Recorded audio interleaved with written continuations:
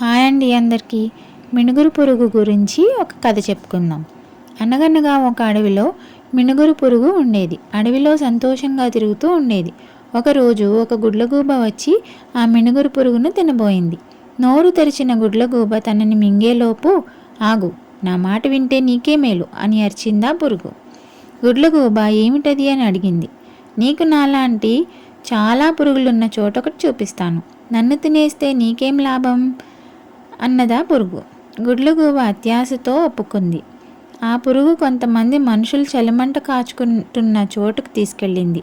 నిప్పురవ్వలను చూపించి అవన్నీ మినుగురు పురుగులని చెప్పింది. గుడ్లగూబ ఆ ఆ అని నోరు తెరుచుకుంటూ నిప్పురవ్వలని మింగేసింది. సుర్రని నోరు కాలింది. బాబోయ్, ఈ మినుగురు పురుగులను మనం తినలేమని ఎగిరిపోయింది. ఆ పురుగు బలం కన్నా బుద్ధి గొప్పది అని తన తెలివికి తనే మెచ్చుకుంది. చూసారా, బుద్ధి బలంతో మనం ఏదైనా సాధించవచ్చు.